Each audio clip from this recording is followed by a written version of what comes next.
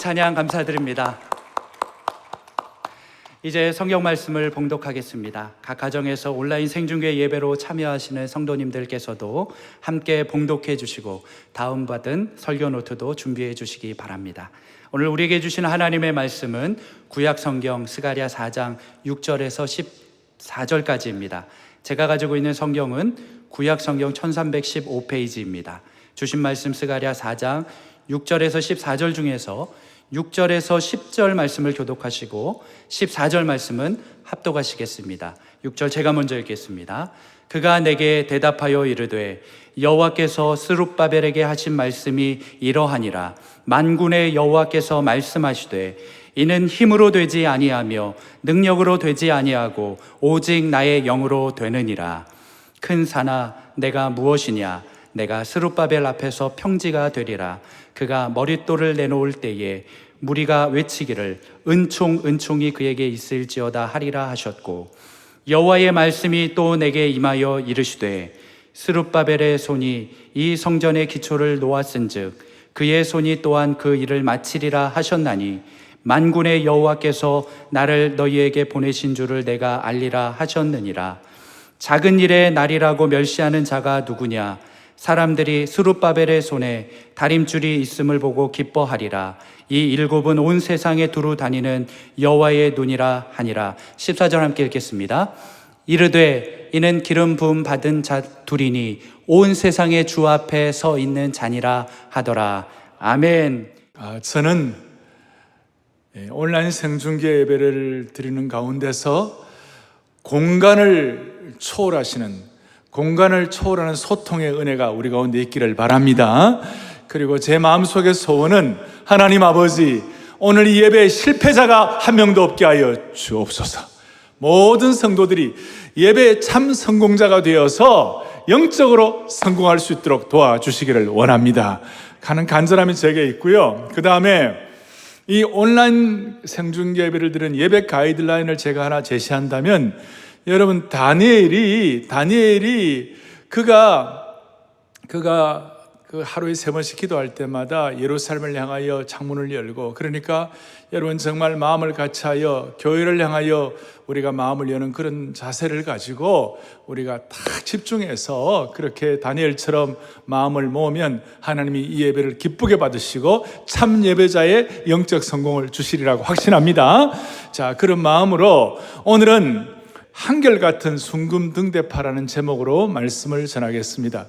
제가 이 말씀을 준비하면서 제 마음에 참 깜짝 놀란 것은 뭐냐면, 그때 스가랴가 당한 그 시대의 상황과 오늘의 이 우리의 상황이 너무 이렇게 서로 이렇게 비슷하다는 거예요. 마치 데자뷰 같고 기시감 같은 것이 느껴졌어요. 그래서 하나님께서 스가랴에게 환상을 주셔서 당시에 이스라엘 백성들의 그 어려운 장애물들을 돌파하게 하셨듯이 오늘 우리에게도 이 말씀 가지시고 우리 앞에 있는 시대적 장애물을 극복할 수 있도록 은혜 주시기를 바랍니다. 코로나의 홍해도 건널 수 있도록 불쌍히 여겨 주시기를 바라는 것입니다. 오늘 이 말씀의 환상의 배경은 이스라엘 백성들이 반세기가 넘도록 바벨론에서 포로 생활을 하고 있었습니다. 가난하고도 불쌍한 상황이었습니다. 그리고 돌아와서 제일 먼저 했던 그 일들이 하나님의 전을 다시 재건하는 것이었습니다. 그런데 재건하는 가운데 그냥 되는 것이 아니었고 얼마나 힘이 들었는지, 사마리아 사람들의 악의에 찬 방해 공작이 있었고 주위에 복잡하고도 어려운 환경 가운데 애초에 꿈과 열심이 다 식어져 버리고 마치 싹이 돋자마자 짓밟혀 버리듯이 좌절감이 있고 정신적 상처가 말로 다 할 수가 없었어요. 그리고 내부적으로도 패배주의가 득세하기 시작했고, 또 이 스가랴나 그리고 오늘 스룹바벨이나 또 대제사장 여호수아 이런 리더들에 대한 리더십에 대한 어떤 공격도 많이 있었어요. 한마디로 말해서 잔인한 상황이었어요. 무슨 상황이었다고요? 잔인한 상황이었어요. 그 결과 사람들의 마음속에 회의감이 들었어요. 하나님, 주님의 일을 한번 제대로 해보려고 하는데 왜 이런 어려움이 우리에게 있습니까? 왜 이런 어려운 상황으로 우리를 몰아넣으십니까? 그래서 오죽하면 7절에 큰 산아 너가 무엇이냐? 큰 산아 내가 무엇이냐? 큰 산 같은 것들이 앞에 놓여 있었다는 것입니다. 큰 산은 모든 난제, 어떻게 보면 역경의 종합 선물 세트와 같다고 말할 수 있습니다. 다른 말로 하면 하나님의 뜻이 이루어지지 못하도록 하는 모든 적대 세력을 총칭한다. 모든 적대 세력의 종합 선물 세트. 이런 상황에서 제가 이제 질문을 좀 스스로 해보았어요. 이런 상황에서 누가 주저앉아버린 사람들의 사기를 진작시킬 것인가? 누가 꿈을 상실한 사람들에게 다시 한번 소명의 비전을 심어줄 것인가? 누가 하나님 앞에서 누가 현실에 대해서 냉소적인 사람들, 그 사람들의 무관심의 벽을 헐어버리고 다시 회복시켜 주실 것인가? 누가 이제는 아무리 노력해도 소용이 없다고 자포자기한 사람들을 다시 일으켜 세워줄 것인가? 회사에서 신앙생활을 잘한다고 그러면 어떤 사람들은 따가운 시선을 받습니다. 이런 상황 가운데 누가 이렇게 세워줄 것인가? 오늘 이런 난관을 살아계신 하나님의 말씀으로 극복할 수 있도록 해주시기를 바랍니다. 이 난관을. 그래서 오늘은 특별히 우리가 이 줌으로 영상으로 동시에 많은 분들이 들어오고 계시는데요. 제가 은혜를 주시기를 바랍니다. 그러면 할렐루야 두 손을 바짝 들어보겠습니다. 오늘 누가 이 상황을 극복시킬 것인가? 오늘 말씀을 통한 이 난관을 극복시켜 주실 줄로 믿습니다. 할렐루야! 할렐루야! 할렐루야! 네. 할렐루야! 그래서 오늘 영상을 관통하는 하나님의 말씀을 통한 말씀의 기름 부으심과 소통의 능력을 여러분들에게 주시기를 바랍니다. 본문을 조금 더 보도록 하겠습니다. 본문을 보면 적대적인 환경 가운데서 초락하고 미약하고 포로에서 귀환한 연약한 공동체가 어떻게 살아남을 수 있겠는가? 그래서 큰 산아 내가 무엇이냐 이런 상황에서 답이 뭡니까? 힘으로도 되지 아니하고 능으로도 되지 아니하고 오직 나의 신으로 되느니라, 나의 영으로 되느니라. 할렐루야. 자, 우리 영상으로 힘으로도 되지 아니하고 능으로도 되지 아니하고 오직 나의 영으로 되느니라. 할렐루야. 그렇습니다. 제가 어릴 때 대학부 시절에 가만히 생각해 보면 그때부터 지금까지 많은 난관들이 많았어요.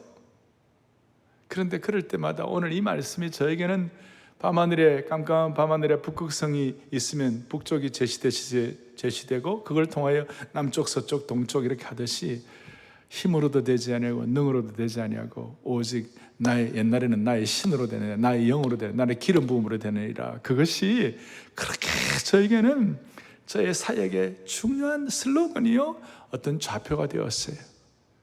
마찬가지로 오늘 이 말씀이 오늘 코로나 시대를 우리 앞에 놓고 하나님이 여러분들의 생애를 극복시켜 주시는 살아있는 말씀이 되기를 바랍니다.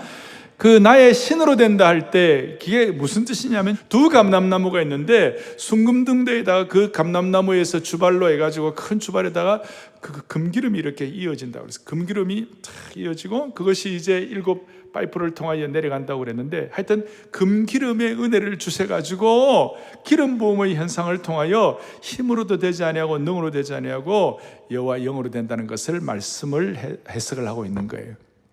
그래서 특별히 금기름으로 그 기름의 역사 능으로 되지 아니하고 여호와의 신 여호와 영으로 된다는 역사가 어떤 뜻인가? 우리에게 기름 부음이 있다는 뜻인데 그 기름 부음에 관해서 오늘 여러분들이 받으신 받으신 우리 설교 노트 보면 거기 보면 뭐라고 나와 있는가 하면 성경의 기름은 첫째 뭘 상징한다고 그랬어요?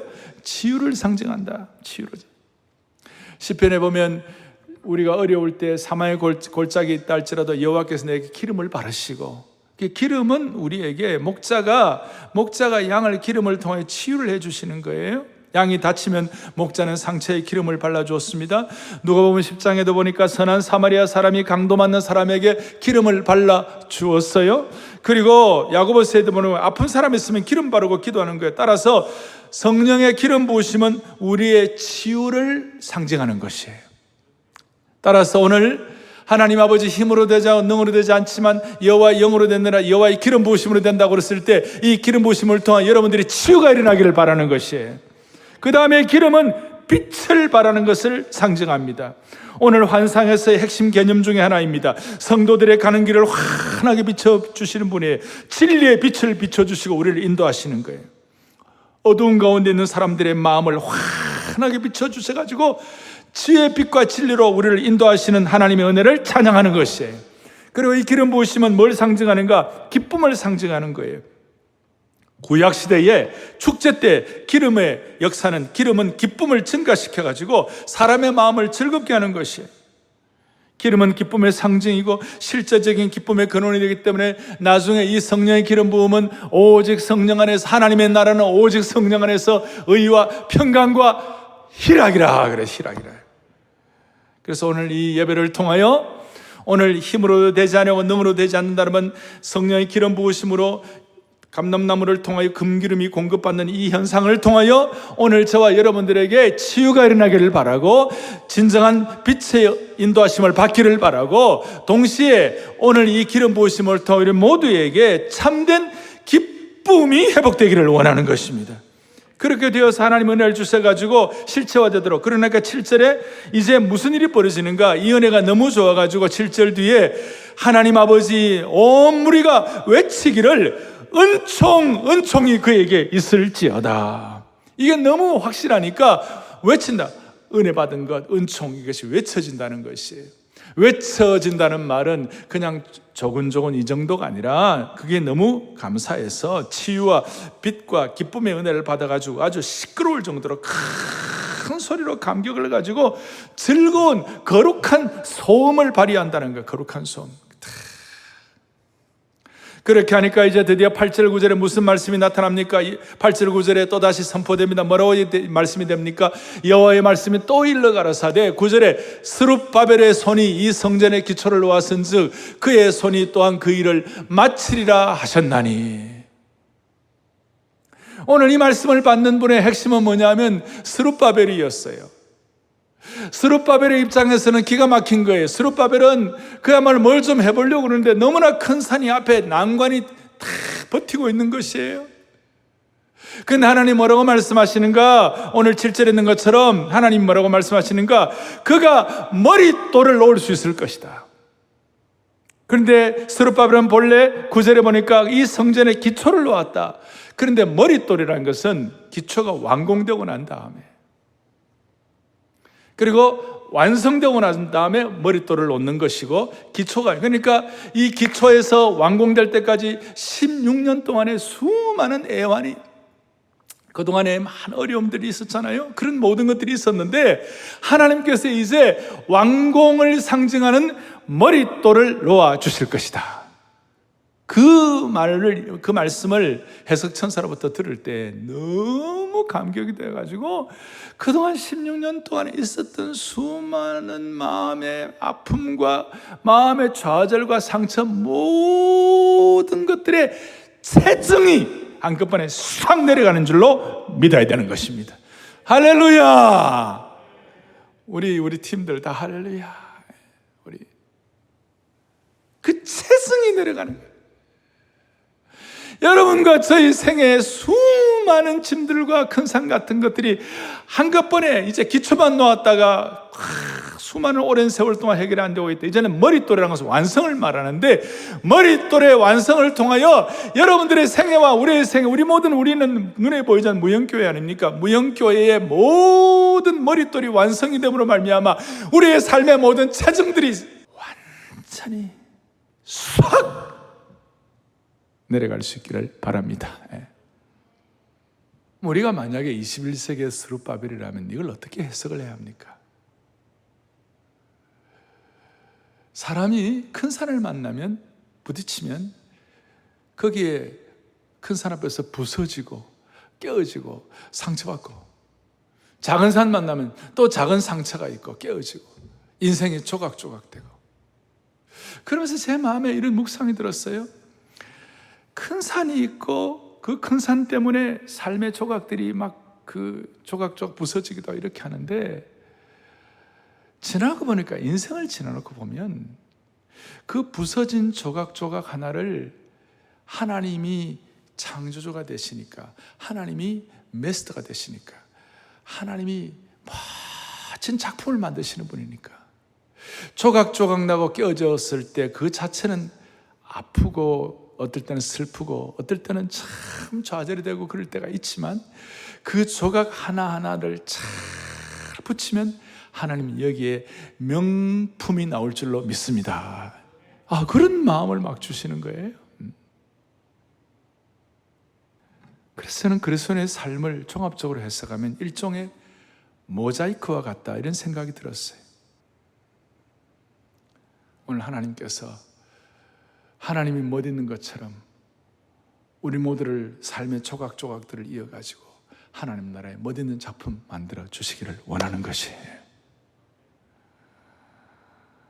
다시 한번 우리 앞에 있는 큰 산 때문에 크게 조각난 우리 인생들을, 작은 산 때문에 작은 조각난 우리 인생들을 삶의 모든 영역의 주권자이신 창조주 하나님이 우리의 조각을 붙여주셔가지고 우리의 인생의 눈으로는 상상도 하지 못할 아름답고 멋진 모자이크 작품을 만들어 주시기를 원하는 겁니다.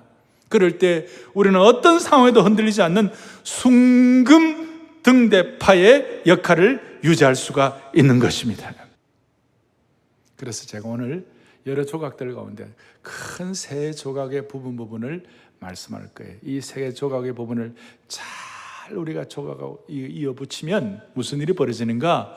한결같은 순금등대파가 될 수가 있습니다. 이렇게 흔들림 없이. 첫째는 10절 보겠습니다. 10절 보니까 뭐라고 나왔냐면 이렇게 나와요. 작은 일의 날이라고 멸시하는 자가 누구냐? 우리의 삶의 부분과 조각들 가운데서 작은 일의 날이라는 조각, 이거 제대로 잘 감당하면 하나님이 큰 산을 돌파할 수 있는 명품을 만들어 주시는 것이에요. 여기 작다는 말이 히브리어로 카타네라는 단어인데, 이 단어가 쓰인 곳은 가장 작은 지파 베냐민, 그랬을 때 그 작다. 그리고 사무엘이 다윗에게 기름 부으러 갔을 때에 이새가 다윗을 보고 저 막내 작다. 그리고 솔로몬이 1000번제를 드리고 나서 하나님께서 내가 너에게 뭐다 해줄까? 그랬을 때에 종은 작은 아이라 출입할 줄 알지 못한다. 작은 아이라. 작다. 여러분, 순금등대 자체도 그 자체는 그렇게 큰 것도 아니지요. 겉보기는 그저 저거 하나 갖고 뭐가 되겠나. 그런데 그 순금등대의 기름 부음을 통하여 치유와 빛과 그 다음에 기쁨의 그 은혜가 계속 공급되면 그 작은 순금등대가 나중에는 신약의 하나님의 교회를 대표하고 하나님의 교회가 되어서 교회의 영광을 통하여 온 세상을 비추게 되는 줄로 믿습니다.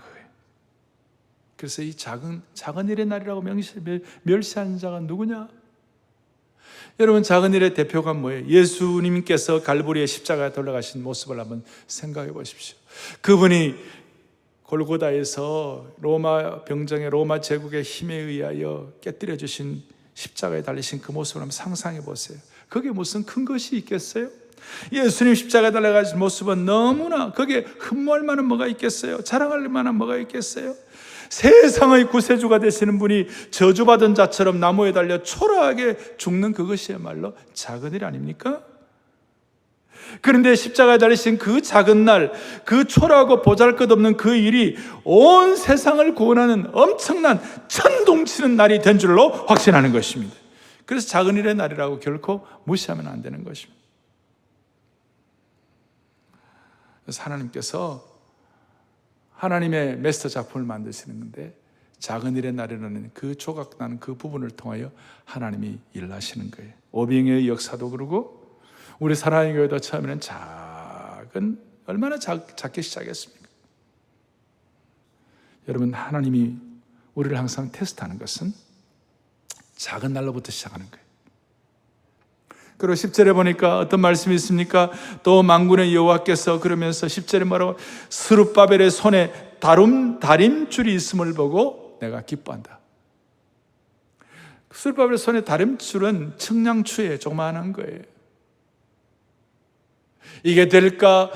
성전이 이루어질까? 하는 그런 의심이 있을 수 있는 상황 가운데서도 손에 다림줄, 측량줄을 잡고 하나님께서 이제 기초돌을 놓게 하시면 하나님께서 머릿돌, 완성도를 놓게 하실 줄로 믿습니다는 그 마음으로 측량추 적은 것이지만 그거 붙잡고 인내하고 견디는 것이에요.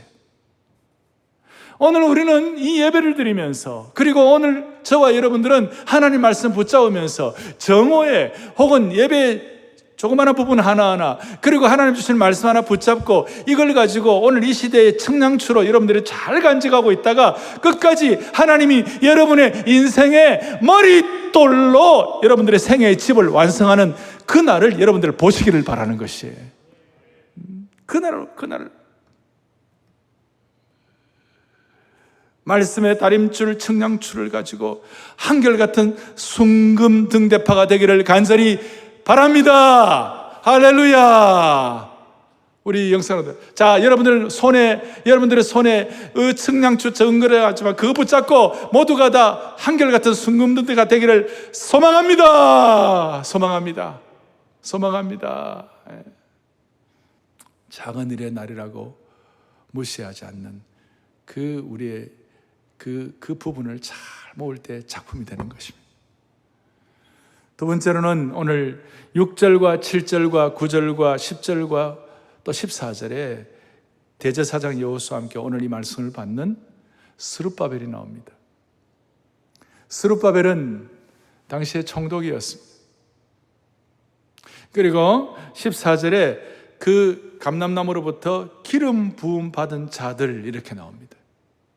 이 기름 부음 받은 자들이란 말을 직접적인 해석을 해보니까 오늘 기름 부음은 자들은 본래 여호수아와 스룹바벨 두 사람을 말하는데, 스룹바벨은 정치적 총독이고 여호수아는 종교적인 제사장이었죠.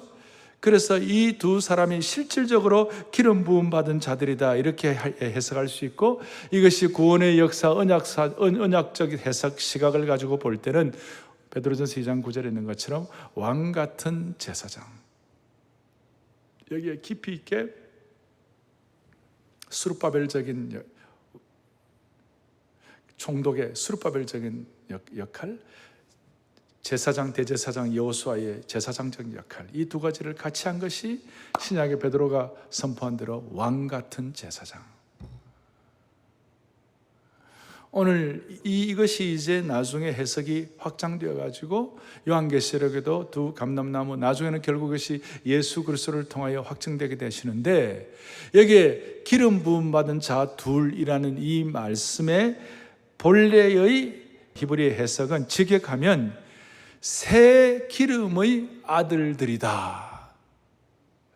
14절에 기름 부음 받은 자 둘을 직역하면 새 기름의 아들들이다. Sons of the fresh oil.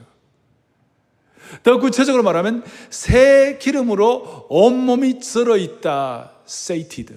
온몸이 절어 있다는 그런 의미가 되는 것이에요.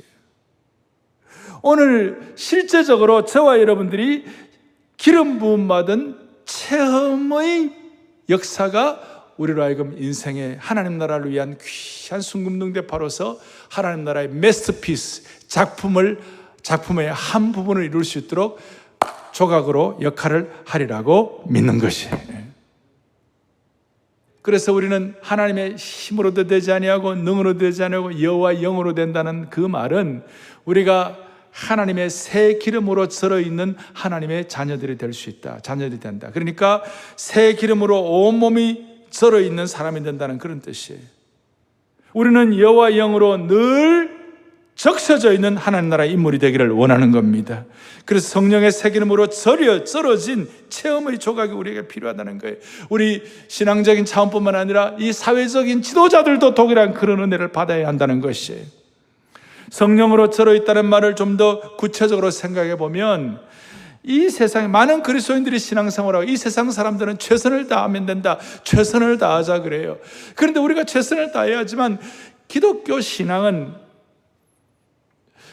최선을 다하는 것보다도 더한 무언가가 우리에게는 하나 있어야 되는 것이, 우리는 최선을 다하는 것만 갖고는 우리가 살아갈 수 없어요. 이것이 기독교와 세상 종교와의 차이가 있는 것이에요. 이 세상 종교는 너 안에 있는 걸 가지고 최선을 다해가지고 그 너 안에 있는 그 무언가를 분발하게 하라, 그래서 속에 있는 능력을 극대화시키라, 그것도 안 되면 가슴을 텅 비우라. 그래서 많은 세상의 종교는 인간 속에 감추어진 잠재력을 살리고 참 자아를 깨우치고 그렇게 하라. 세상은 자아를 일깨우고 잠재력을 신장시키라, 그런 것이 될 수 있지만 우리는 성령 안에서 절어 있는 사람들이기 때문에 우리는 최선 정도가 아니라 최선에다가 뭐가 있느냐, 하나님이 위로부터 부어주시는 기름 부음의 역사가 우리에게 있어야 된다는 것이에요. 그래서 이것 때문에 우리는 참된 신앙인은 최선을 다하는 삶으로 충분한 것이 아니고 성령으로 썰어 있어야 되는 것이에요. 성령으로 썰어 있어요. Pray, 기도를 통하여 썰어 있는 거예요. 하나님을 찬양하고, P, our, repent, 회개하고, 그 다음에 A, 주님께 요청할 것들을 ask하고, 그러면서 Y, yield, 하나님의 뜻에 나를 양보하고, 그게 쩔어 있는 거예요. 사랑하는 성도들이여, 오늘 이 온라인 생중계배에 참여하는 온 성도들이여, 하나님의 은혜를 주셔가지고 우리 가정마다 성령으로 여러분들을 썰어 있도록, 그렇게 최선 아니 그보다 더한 무엇이 여러분들에게 주어질 수 있도록 붙잡아 주시기를 소망합니다. 소망합니다. 소망합니다. 소망합니다. 세 번째로 10절 하반절에 보니까 이 일곱은 온 세상에 두루다니는 여호와의 눈이라 그랬어요. 이 일곱은 온 세상에도 여호와의 눈이라. 그리고 14절에도 보니까 무슨 말씀이 나오는가 하면 기름 부음 받은 자들이니 온 세상의 주 앞에 서 있는 자니라. 기름 부음 받았다는 이 자 둘인데 온 세상의 주 앞에 서, 그러니까 하나님을 통칭할 때 온 세상의 주님이시다, 하나님을 통칭할 때에 온 세상에 두루다니는 여호와의 눈이다. 그리고 일곱이라 했을 때 이것은 이걸 완전한 것을, 완전수를 말하고, 일곱 눈은 온 땅에 하나님이 어디에나 계시는 소위 omnipresence, 무소부재하신 것. 그리고 신학적으로 볼 때 1장에서 온 땅을 두루다니는 말탄군사들, 이 천상의 기병들, 또 뒤에 6장에 보니까 하늘의 6장 1절부터 하늘의 병거, 천상의 병거들. 그래서 하나님은 천상의 기병들, 천상의 병거들, 일곱 눈 이런 걸 통하여 저와 여러분의 삶을 다 살펴보고 계신다, 그 뜻이에요. 오늘 그 의식이 우리에게 확실하게 되면 우리는 한결같은 순금등대파가 될 수 있고, 큰 산 앞에서 조각난 인생들이 다시 한번 하나님의 손에, 창조주 하나님의 손에 붙잡혀가지고 메스터 작품을 만들 수가 있습니다. 예. 다시요, 14절에 온 세상의 주님, 또 10절에 두루다니는 여호와의 눈, 온 땅을 감찰하시는, 그래서 온 세상을 보시는, 감찰하시는 그런 하나님의 눈. 우리가 감찰이라는 말을 이렇게 할 때 일반적으로 이 감찰은 부정적이고 스트레스 받고 위협을 느끼는 단어 같아요. 감찰의 사전적인 의미는 직무에 대한 위법이나 비사실에 대한 조사라고 얘기합니다. 그래서 하나님이 나를 감찰하신다 그러면 나의 잘못이나 문제를 찾아내서 징벌하시고 조사하시는 것처럼 그렇게 생각해요. 하나님이 다 보고 계신다 그랬을 때 아이고 감사하다, 그런 것보다도 어른들이 애들한테 막 애들 잘못하는 거예요, 뭐 잘못하느냐 하는 거 위협하는 눈처럼 보는 것처럼 하나님이 나를 심판하려고 우리가 실수를 기다리는 것처럼 그렇게 느껴질 수 있지만 그거 아니에요. 하나님이 우리를 감찰하신다는 이 하나님의 감찰은 하나님이 우리를 지켜보신다는 뜻인데, 하나님 우리를 지켜보신다는 것은 어떤 것인가? 오히려 하나님 우리를 감찰하시고 지켜보신다는 건 어떤 뜻인가? 여호와의 눈은 온 땅을 두루 감찰해가지고 우리의 잘못과 문제를 지적하는 것, 우리의 죄악을 감찰하는 것뿐만 아니라 그거는 이제 시작이고 더 중요한 목표는 여호와의 눈은 우리를 감찰하사 온 땅을 두루 감찰하사 자기를 향하여 전심을 향하는 자에게 능력을 베풀어 주시는 하나님인 줄로 믿습니다. 이거예요. 이 감찰은 우리를 디스커리지하고 우리를 좌절시키는 것이 아니고 이 감찰을 통하여 하나님이 우리를 향한 안타까운 목자의 심정을 가지고 마치 어머니가 자식을 보면서 자식이 잘못하면 어머니가 자식을 때리려고 하는 것이 아니라 잘못하면 그걸 빨리 회복시켜 가지고 바로 잡아주기를 원하는 그 어머니의 심정이 여기에 담겨 있는 것이에요. 얼마나 중요한지. 그래서 하나님의 감찰에 대해서 제가 해놨죠. 하나님 우리를 감찰하신다는 말은 어떻게 보면 우리를 위협하는 말이 아니라 가장 우리를 향한 따뜻한 언어, 따뜻한 위로가 되는 말씀이에요. 하나님의 감찰은 우리를 위로하는 친근하고도 따뜻한 언어가 될 수가 있는 것이에요. 그런 차원에서 여러분들이 받으신 우리 설교 노트, 하나님의 눈으로 우리의 무엇을 감찰하시는가? 첫째는 우리의 뭘 감찰하신다고요? 죄악을 감찰하신다. 죄를 감찰하셔가지고 우리에게 우리를 파괴시키는 것이 아니라 우리 다시 회복하고 돌아올 수 있도록 하시고, 그 다음부터 이제 뭘 감찰하셨죠? 뭘 감찰하신다고요? 고난을 감찰하신다. 그 다음 뭘 감찰하세요? 수고를. 너희들 얼마나 수고하냐? 얼마나 수고하냐? 뭘 감찰하세요? 그 다음에는 수고 다음에는 원통함. 시편의 곳곳마다 다윗이 고백한 수많은 원통함, 통절함을 하나님이 감찰해 주시는 줄로 확신합니다. 우리 모두의 모든 인생의 원통함을 감찰하시는 주님을 찬양합니다. 찬양한다. 우리의 환난을 감찰하시고 우리의 억울함을 감찰하시고 그 다음에 우리의 모든 마음을 감찰하시고 심지어 우리의 모든 걸음걸음을 감찰하시고 우리의 인생을 감찰하시고 이 땅을 감찰하시고, 따라서 다시요, 감찰은 위협의 언어가 아니라 우리를 위로하고 친근하고 우리를 격려하는 따뜻한 언어가 되는 줄로 믿습니다.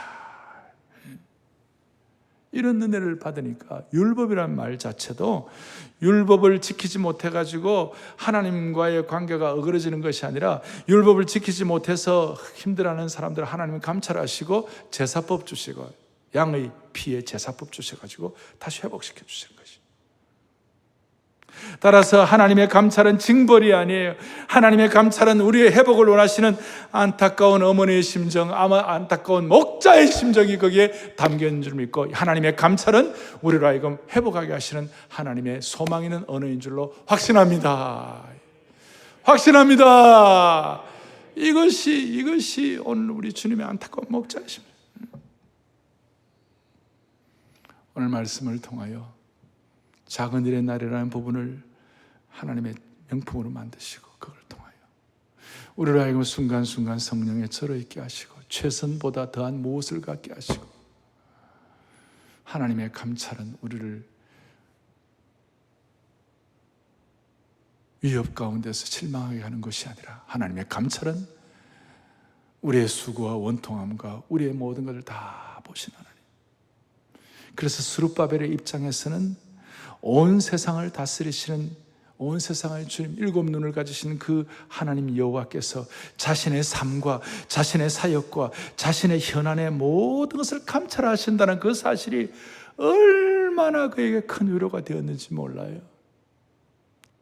주님이 내 인생의 사역의 현장, 코로나의 현장, 내 삶의 모든 형편과 처지를 주님이 다 아시지, 그것이 여러분들에게 무엇과도 바꿀 수 없는 따뜻한 언어가 되기를 바랍니다. 따뜻한 메시지가 되기를 바라는 것입니다. 여기에 감찰과 언어에는 또 뭐가 들어있습니까? 하나님의 온 세상의 주가 되시고 일곱 눈을 갖다는 무슨 뜻이 될 수 있습니까? 10절과 14절에 이것은 세상을 다 품어 넣어라. 심지어 큰 산도 다 품어 넣어라.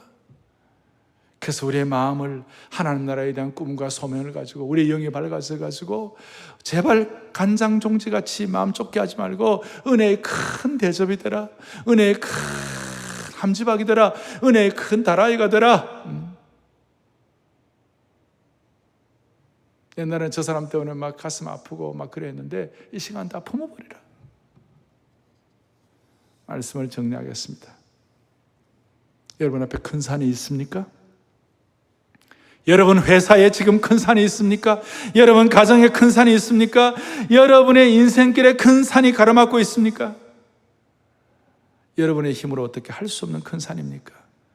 이 시간 오늘 성령 주신 음성 가운데 마음을 활짝 여시기를 소망합니다. 소망합니다. 작은 일의 날이 여러분 큰 산을 극복하게 주실 것입니다. 그리고 여러분들 마음속에 실제로 성령으로 절어있는 역사가 일어나도록 도와주실 것입니다. 하나님의 감찰이 하나님의 참 위로와 따뜻한 언어가 될 수 있도록 만들어 주실 것입니다. 살다 보면 시작은 잘하지만 끝이 좋지 않아서 힘들 때가 많이 있습니다. 그런데 성령을 통하여 여러분들이 끝이 아름다운 신앙생활의 주인공들이 될 수 있기를 주님의 이름으로 축복합니다. 다시 한번 축복합니다. 제가 처음 네 가지 질문. 첫 번째, 누가 주저앉아버린 사람들의 사기를 진작시킬 것인가? 그 다음에 누가 꿈을 상실한 사람들의 소망과 비전을 다시 심어줄 것인가? 누가 현실에서 냉소적 비판주의 사람들의 무관심의 벽을 헐어버리고 다시 회복시킬 것인가?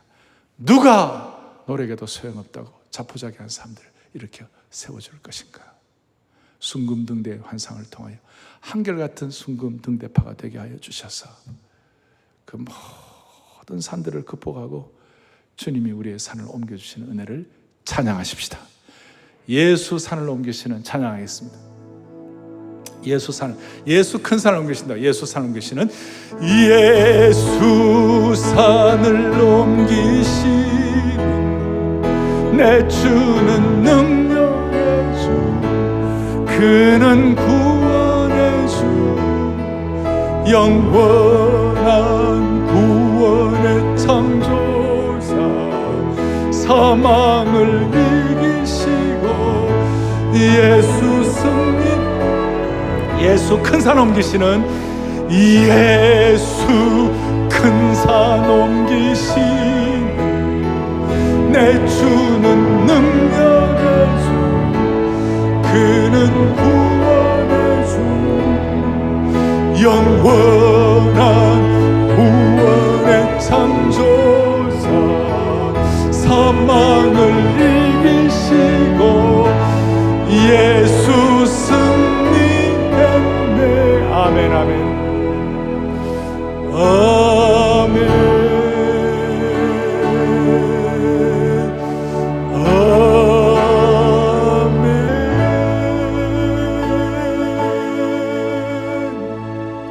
가슴에 손을 얹겠습니다. 주님, 이렇게도 사모하고 이렇게도 간절하고 이렇게도 진실하고 이렇게도 집중하는 주의 권속들, 다니엘처럼 뜻을 정하여 시간을 정해놓고 온전한 예배를 드리는 이 모든 공간을 관통하는 하나님의 은혜를 믿고 헌신하는 주의 권속들을 불쌍히 여겨 주셔서 인생의 모든 큰 산들이 정리되고 오히려 큰 산 때문에 조각난 모든 삶의 형편들을 잘 모아 하나님이 원하시는 믿음의 작품을 남길 수 있도록 기적을 베풀어 주시옵소서. 우리 주 예수 그리스도를 받들어 간절히 기도 올리옵나이다. 아멘.